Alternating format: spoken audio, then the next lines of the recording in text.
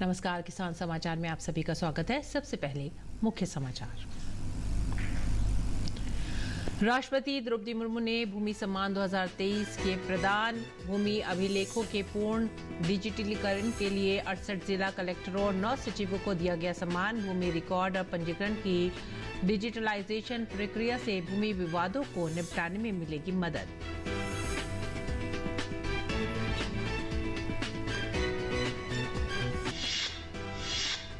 भारत दाल brand के तहत केंद्रीय उपभोक्ता एवं खाद्य मंत्री पीयूष गोयल ने सब्सिडी वाली चना दाल के बिक्री कार्यक्रम का किया शुभारंभ। दिल्ली एनसीआर में राष्ट्रीय कृषि सहकारी विपणन महासंघ के खुदरा आउटलेट कर रहे चना दाल की बिक्री।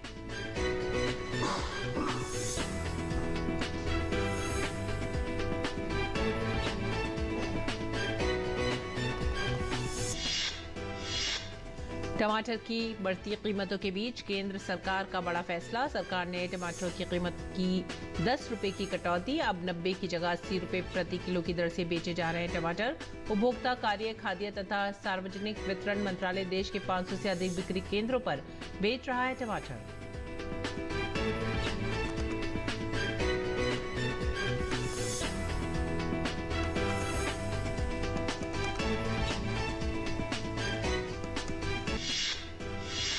मौसम विभाग ने उत्तराखंड, हिमाचल प्रदेश, मध्य प्रदेश, उड़ीसा और झारखंड में अगले 5 दिनों में भारी से बहुत भारी बारिश की जताई आशंका। वहीं दिल्ली में यमुना के जलस्तर में कमी जारी, लेकिन डेंगू मलेरिया का बढ़ा खतरा।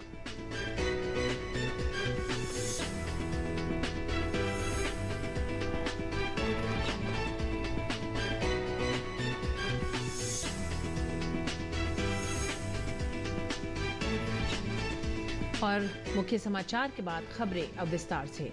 राष्ट्रपति द्रौपदी मुर्मू ने मंगलवार को भूमि सम्मान 2023 प्रदान किए। ये सम्मान भूमि अभिलेखों के पूर्ण डिजिटलीकरण के लिए 68 जिला कलेक्टरों और 9 सचिवों को दिए गए हैं।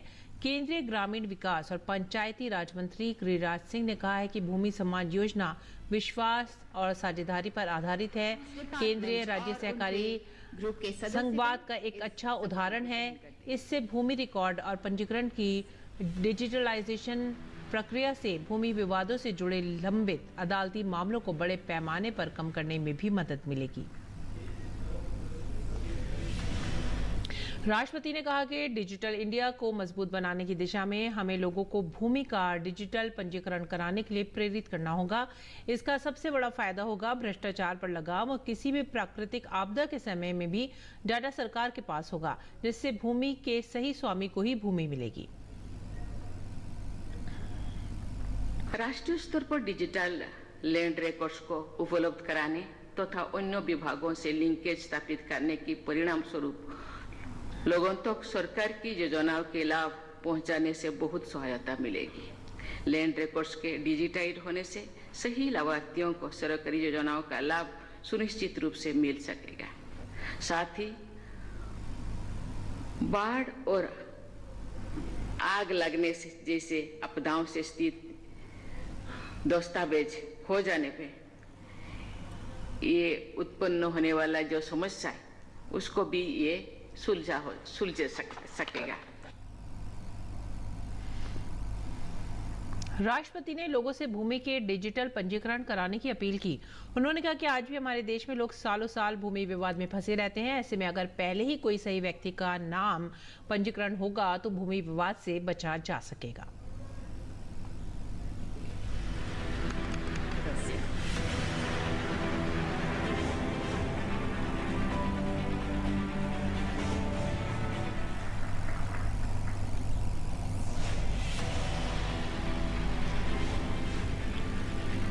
जिला टीकमगढ़।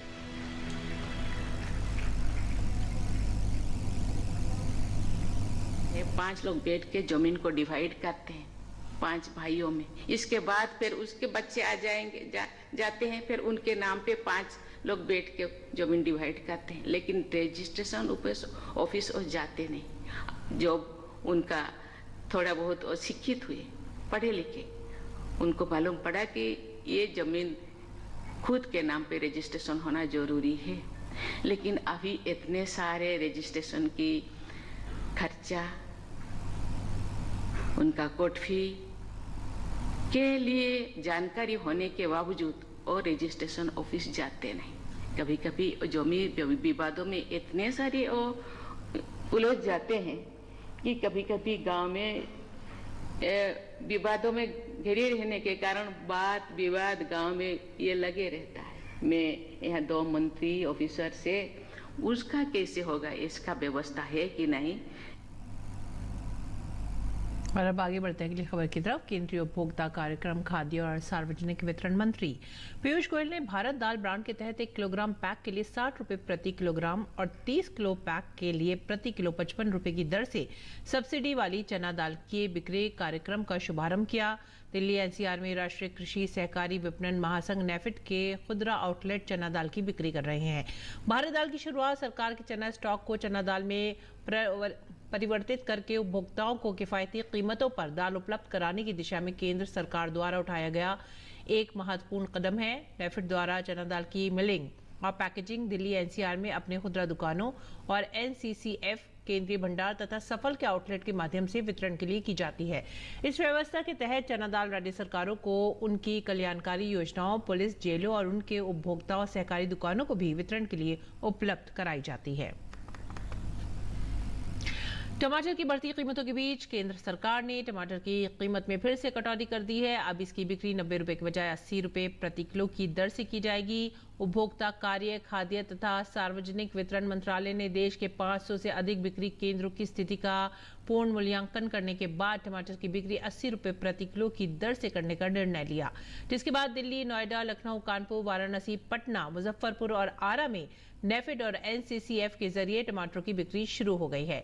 दिल्ली में प्रमुख उपभोक्ता केंद्र के साथ साथ मोबाइल वैन्स के जरिए घटी दरों पर टमाटर वितरित किए जा रहे हैं, जिससे आम लोगों को भी काफी राहत मिली है।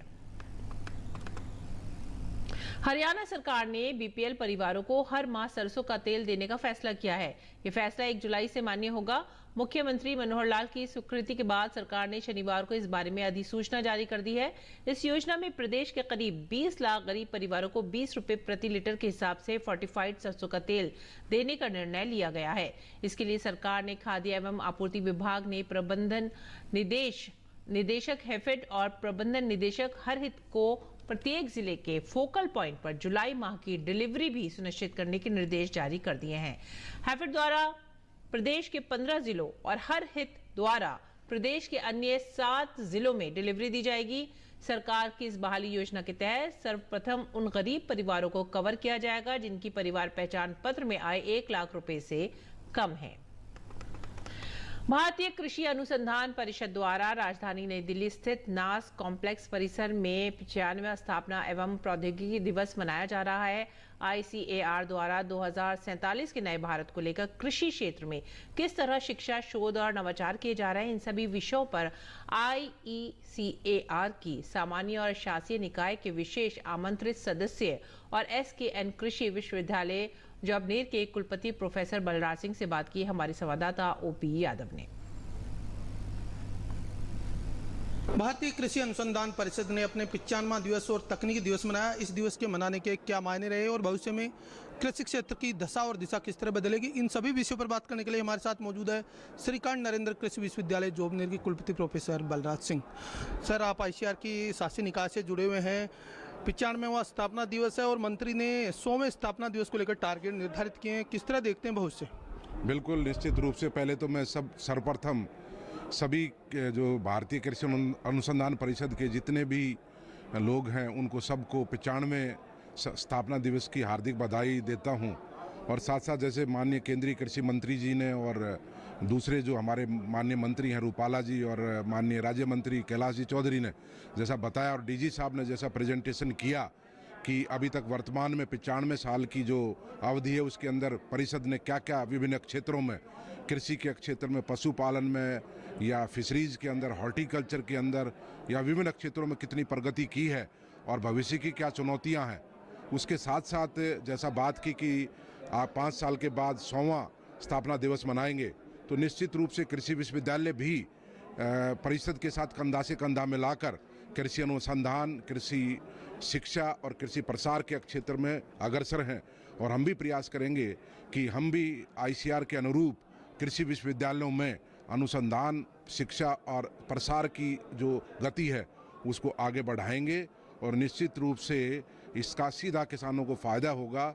और कृषि का जो है आत्मनिर्भर तो हैं ही, हम सेल्फ सफिशिएंट हैं, आत्मनिर्भर हैं, लेकिन जैसे कि खाद्यान्न तेलों में अभी थोड़ी कमी है, हम आयात कर रहे हैं, लेकिन उसको भी पूर्ति होगी। साथ साथ सेल्फ सस्टेनेबिलिटी के बाद हमारा एक्सपोर्ट जो अभी 50 बिलियन US डॉलर्स का है वो और आगे बढ़ेगा और देश जो है एक बड़ी विदेशी मुद्रा कृषि निर्यात से हासिल करेगा और हमारे किसानों की भविष्य में आर्थिक स्थिति सुदृढ़ होगी और किसान मजबूत होंगे। 2047 का जो प्रधानमंत्री का नए सपनों का भारत है, उसमें जो कृषि क्षेत्र है उसकी तस्वीर एक नए तरीके से उभरेगी।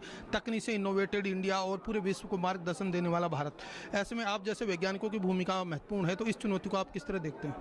बिल्कुल, देखिए उस चुनौती को जो भी चुनौतियाँ क्लाइमेट चेंज है या जैसे पानी की कमी, घटती ज़मीन, बढ़ती जनसंख्या, बदलता खान पान का जो है हैबिट, इन सब चीज़ों को मद्देनज़र रखते हुए हमें आगे भविष्य का अनुसंधान उसी के अनुरूप करना पड़ेगा।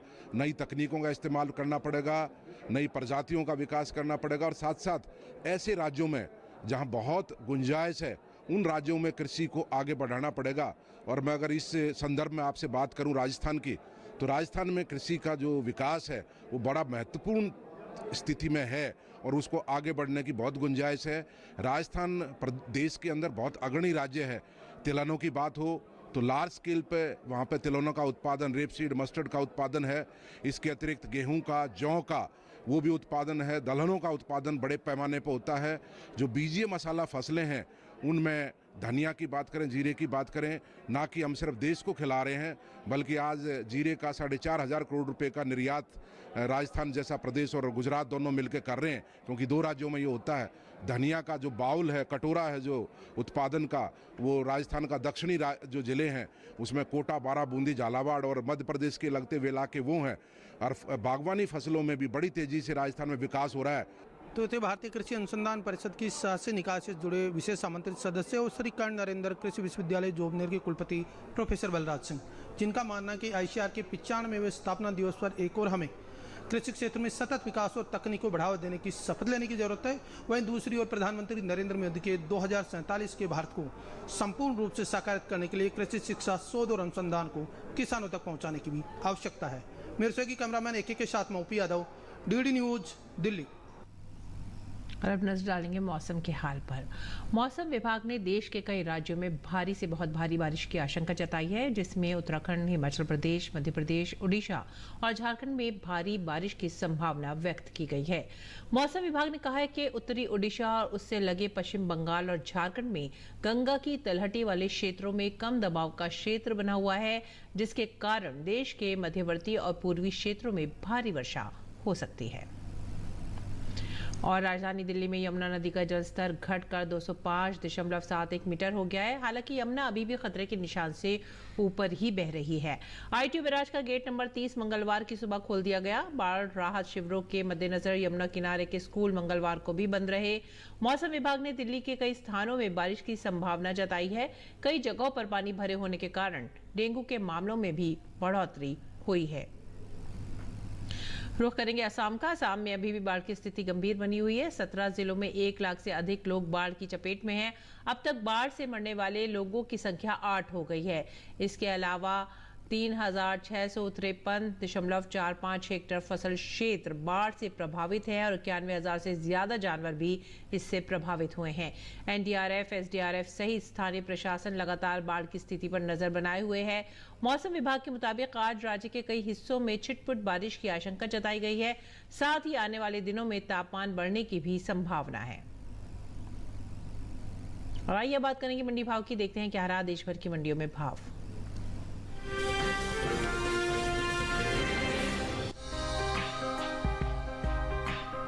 इन दिनों कृषि उपज मंडियों में धान की आवक सामान्य बनी हुई है। हफ्ते के पहले कारोबारी दिन यानी सोमवार को भाव में कहीं बढ़त रही, वहीं कुछ मंडियों में स्थिर भाव पर सौदे हुए।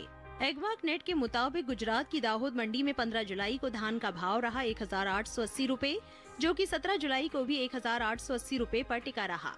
उत्तर प्रदेश की बात करें तो यहाँ की लखीमपुर मंडी में धान के सौदे मामूली बढ़त के साथ हुए। यहाँ 15 जुलाई को इसका भाव रहा 2000 रुपए, जो कि 17 जुलाई को 10 रुपए चढ़कर 2010 रुपए हो गया। वहीं सुल्तानपुर मंडी में 17 जुलाई को धान की खरीद 5 रुपए की तेजी के बाद 1855 रुपए पर हुई, जबकि 15 जुलाई को यहाँ इसका भाव था 1850 रुपए। वहीं तेलंगाना की चरला मंडी में धान का कारोबार बिना किसी फेरबदल के साथ हुआ। यहाँ दोनों दिन यानी 15 और 17 जुलाई को धान का भाव 2040 रुपए पर स्थिर रहा। वहीं राजस्थान की कोटा मंडी में सोमवार को धान 3500 रुपए प्रति क्विंटल पर बिकी। देश से होने वाले कुल चावल के निर्यात में इस साल खासी बढ़त देखने को मिली है। एपिडा के अनुसार भारत ने साल 2022-23 में अप्रैल से फरवरी महीने के दौरान करीब 2,93,258 टन गैर बासमती और बासमती चावल का कुल निर्यात किया है, जो बीते साल के मुकाबले कहीं ज्यादा है। बासमती चावल के निर्यात पर नजर डालें तो साल 2022-23 के अप्रैल से फरवरी महीने के दौरान बासमती चावल का कुल निर्यात 41,329 टन का हुआ है, जबकि बीते साल की समान अवधि के दौरान निर्यात 34,83,156 टन का हुआ था। वहीं गैर बासमती चावल के निर्यात में इस साल खासी बढ़त देखने को मिली है। बीते 11 महीने के दौरान गैर बासमती चावल का निर्यात बीते साल के मुकाबले 4 लाख टन से ज्यादा का हुआ है। साल 2022-23 में भारत ने गैर बासमती चावल का निर्यात 1,60,92,000 टन से ज्यादा का किया है, जबकि बीते साल इस दौरान निर्यात 1,56,40,654 टन का हुआ था। भारत चावल का निर्यात अफ्रीका, एशियाई देशों के अलावा दूसरे कई देशों में करता है। बात धान की पैदावार की करें तो घरेलू स्तर पर इस साल धान की पैदावार रिकॉर्ड स्तर पर जा सकती है।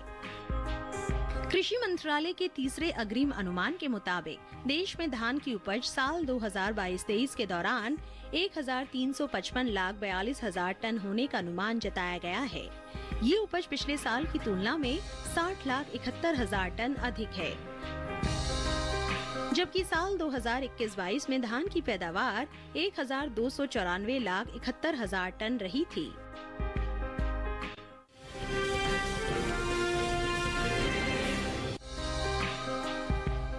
हफ्ते के पहले कारोबारी दिन यानी सोमवार को कृषि उपज मंडियों में अरंडी की आवक सीमित रही।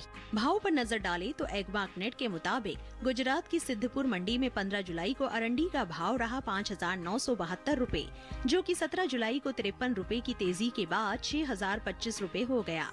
राज्य की ही जम्बूसर मंडी में भी अरंडी के भाव में मजबूती का रुख रहा। यहाँ 15 जुलाई को इसका भाव रहा 4,900 रुपए, जो कि 17 जुलाई को 400 रुपए की बढ़त के बाद 5,300 रुपए पर पहुंच गया। गुजरात की ही धोराजी मंडी में 17 जुलाई को अरंडी का कारोबार 5,805 रुपए पर हुआ, जबकि राजस्थान की जोधपुर मंडी में अरंडी के सौदे 5,900 रुपए प्रति क्विंटल पर हुए। बताते कि इस साल घरेलू स्तर पर अरंडी की पैदावार में बढ़त का अनुमान है। कृषि मंत्रालय की ओर से जारी तीसरे अग्रिम अनुमान के मुताबिक साल 2022-23 के दौरान खरीफ अरंडी की उपज 18,70,000 टन होने का अनुमान जताया गया है, जबकि साल 2021-22 में इसकी पैदावार 16,19,000 टन ही रही थी।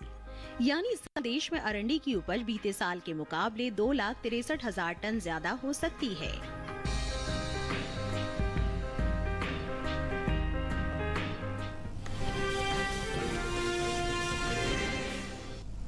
और अब बात करेंगे मौसमी खेती की। किसान इस मौसम में कैसे रख सकते हैं अपनी खेती का ख्याल, आइए देखते हैं।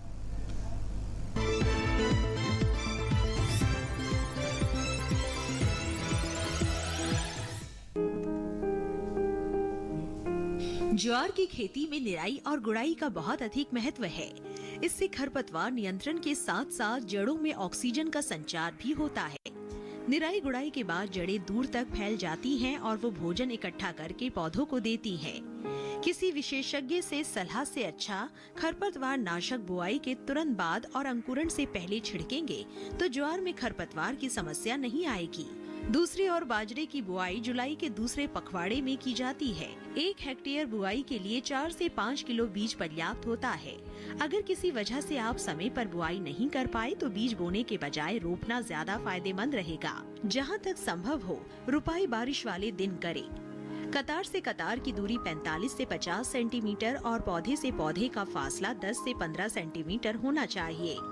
जुलाई के तीसरे हफ्ते से अगस्त के दूसरे हफ्ते तक रुपाई करने पर अच्छी उपज मिलती है। जिन किसानों ने मक्का बो रखी है वो निराई गुड़ाई का ध्यान रखें। पहली निराई अंकुरण के 15 दिन बाद और दूसरी 35 से 40 दिन बाद की जाएगी। इसके अलावा आप बुआई के 2-3 दिनों के अंदर एट्रोजीन का छिड़काव भी कर सकते हैं। इसके इस्तेमाल से 1 वर्षीय घास कुल और चौड़ी पत्ती वाले खरपतवार बहुत ही प्रभावी ढंग से नष्ट हो जाते हैं। मूंग को मध्य जुलाई से अगस्त के दूसरे हफ्ते तक बो सकते हैं। खरीफ दलहनों में बीज की मात्रा बुआई की विधि पर निर्भर करती है। बुआई हमेशा निर्धारित दूरी के हिसाब से कतारों में करें।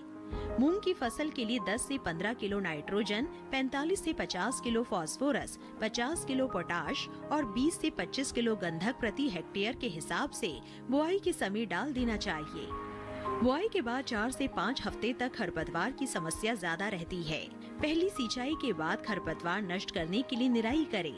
वहीं अरहर की फसल में अगर चौड़ी पत्ती और घास वाले खरपतवार उगाए हैं तो बुआई के 25 दिन बाद निराई गुड़ाई कर ले। निराई गुड़ाई के दौरान खरपतवार भी हटा दे और ज्यादा घने पौधे भी।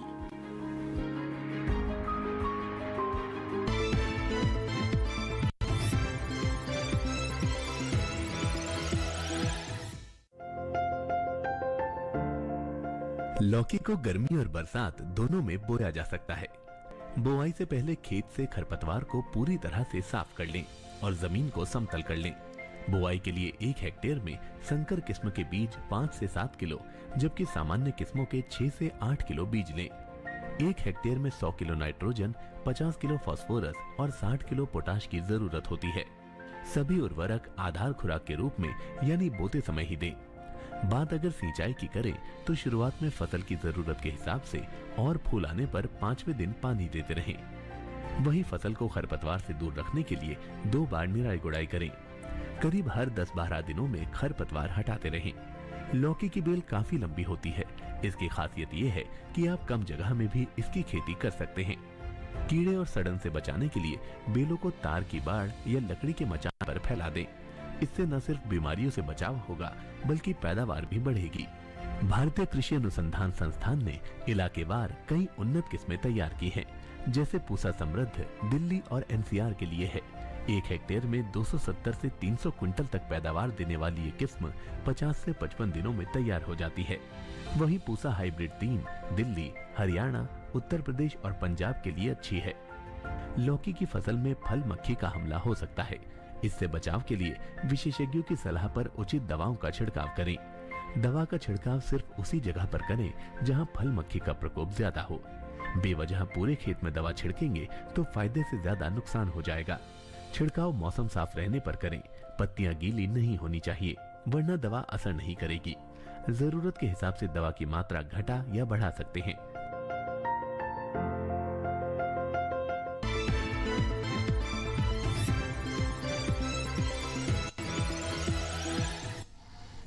और अब कुछ और खबरें खास खबर में।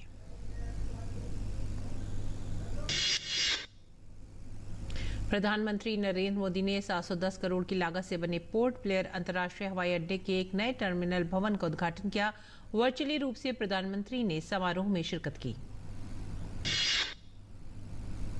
प्रधानमंत्री नरेंद्र मोदी ने विपक्षी दलों पर जोरदार हमला बोलते हुए कहा है कि भारतीयों में सामर्थ्य की कभी कोई कमी नहीं रही, लेकिन परिवारवादियों ने अन्याय किया है। उन्होंने विपक्षी एकता की कोशिशों पर सिर्फ कटाक्षी नहीं बल्कि करारा वार किया। नागरिक उड्डयन मंत्री ज्योतिरादित्य सिंधिया ने पोर्ट ब्लेयर में विनायक दामोदर सावरकर की प्रतिमा का अनावरण किया। केंद्रीय गृह एवं सहकारिता मंत्री अमित शाह ने नई दिल्ली में CRCS सहारा रिफंड पोर्टल की शुरुआत की। सहारा की सहकारी समितियों में जिन निवेशकों के रुपए डूबे हुए थे उन निवेशकों के रुपए लौटाने के लिए सहारा रिफंड पोर्टल का शुभारंभ हुआ। केंद्रीय गृह एवं सहकारिता मंत्री अमित शाह ने कहा है कि इस पोर्टल के अंतर्गत 1 करोड़ 7 लाख निवेशकों को पंजीकरण करने का अधिकार है। उनकी पूरी राशि लौटाई जाएगी। बेंगलुरु की सड़कों पर बिहार के नीतीश कुमार के खिलाफ लगाए गए पोस्टर इस बात की तस्दीक करते हैं कि नीतीश कुमार के लिए राहें बहुत आसान नहीं है। कांग्रेस कभी नहीं चाहेगी कि नीतीश कुमार प्रधानमंत्री पद के उम्मीदवार हों।